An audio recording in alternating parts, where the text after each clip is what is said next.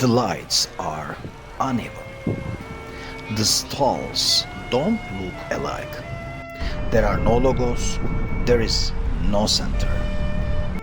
But this doesn't mean that they exist outside global capitalism.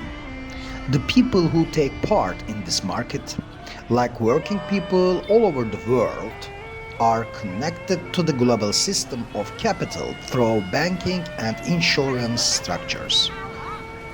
Exploitation here is not something external. It works through invisible networks of mutual dependence tying societies to one another.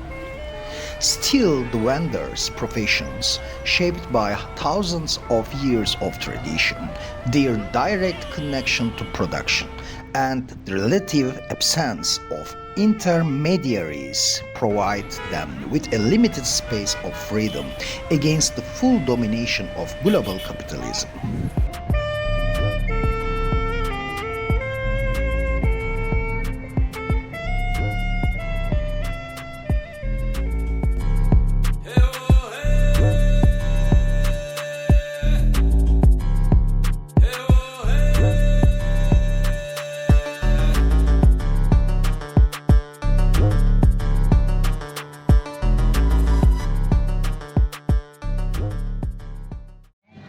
Vietnam's socialist practice, which continues to preserve collective habits and a sense of public balance in everyday life, quietly but effectively forms a ground that prevents local markets like this from being completely absorbed. People walk, they look, they bargain, they stop, they move on. Time here doesn't follow a corporate schedule. Space here is not designed according to a brand's architecture. This market is not only a place of exchange, it also contains a quiet but powerful possibility against the capitalist world order. Capitalism is not only an economic system, it's also a way of organizing space and social relations.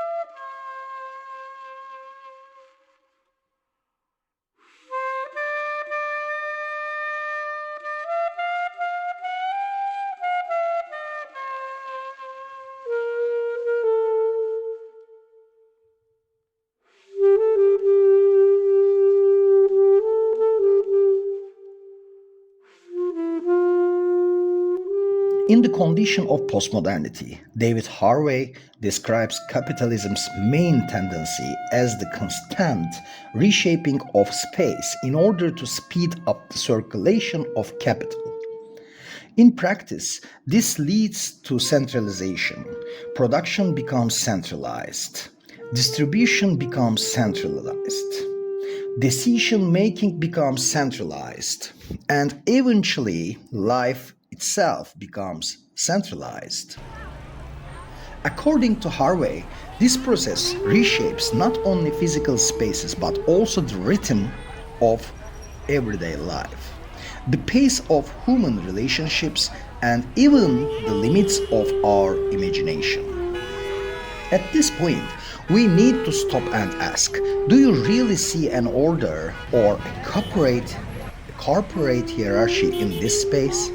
Is what dominates here the cold, sterile discipline of corporate environments, or the sincerity that grows out of free human interaction, people looking at each other, talking, bargaining? When you walk through a local market, is your body being directed, or does your own curiosity decide where you go? Shopping malls, chain supermarkets, and global logistics networks are products of this logic of centralization. These spaces are concrete examples of what Harvey calls the compression of time and space. Everything is fast, measured, and controlled.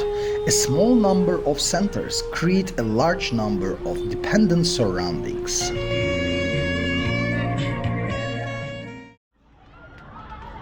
Thank you. Local markets don't fit into this model. Places like the Dalat night market appear inefficient according to capitalist rationality because there are no standards, no scale, and no uniform experience.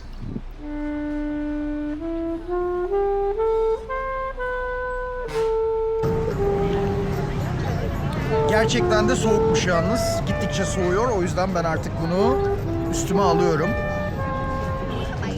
Bayağı artık Eskişehir yaz gecesi değil, sonbahar başı gibi. Sanırım 14 ya da 15 derece. Dün baktığımızda sıcaklık 14 ya da 15 dereceydi. O yüzden de uzun zamandır giymediğim böyle uzun kollu bir şeyi giyme zamanı. Kuru yemişlere bakar mısınız? Kurutulmuş kuru yemişler. Yet, what exists here is not chaos. It is a decentralized form of order. As Pierre-Joseph Proudhon famously said, anarchy is not disorder, but order without masters. There is order in this market, but it's not imposed from above. It is built from below. Each stall makes its own decisions. Each vendor is both producer and distributor. There are no corporations in between. There are no boards of directors. Today, global corporations don't only sell products, they sell ways of life. As Slavoj Zizek emphasizes, capitalism now claims that it no longer needs ideology because ideology has been absorbed into everyday life itself. People reproduce the system not by believing in it, by living inside it. A coffee chain is never just coffee. A supermarket is never just food. These spaces define the boundaries of what is considered normal life.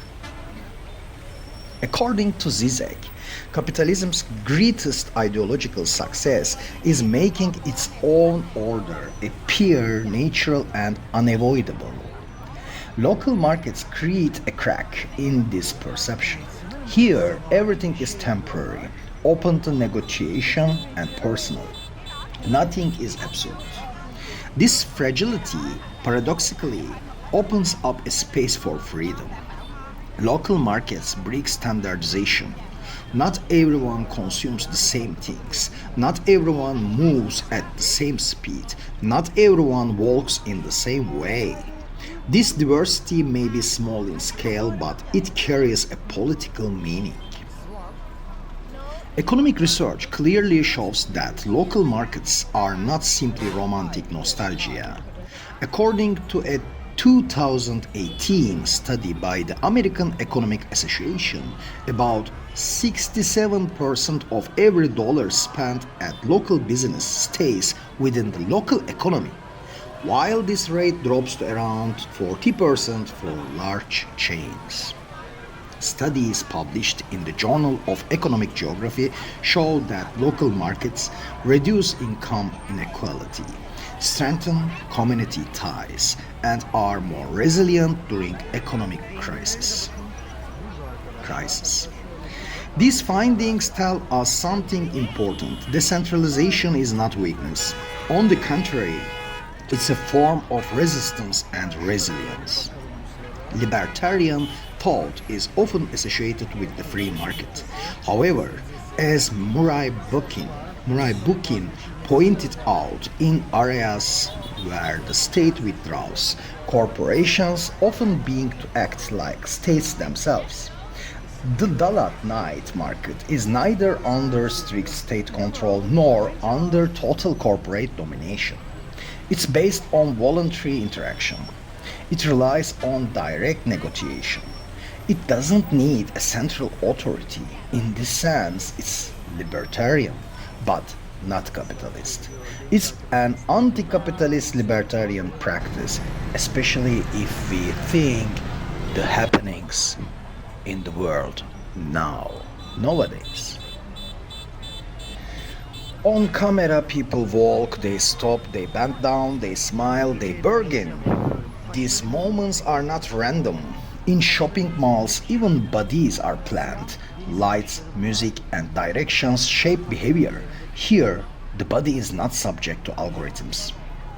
It can take a wrong turn, it can stop, it can give up, it can walk away without buying anything. These small spaces of freedom are not a revolution, but they are a possibility. As Zizek often reminds us, the real danger is the belief that capitalism has no alternative. Local markets break this belief. They say quietly that another way is possible, without spectacle, without noise, but in a real way. The Dalat night market reminds us of this. Economy is not only about growth. Efficiency is not only about speed. Freedom is not only about choosing between options. Sometimes freedom is standing in front of a stall and choosing to buy nothing.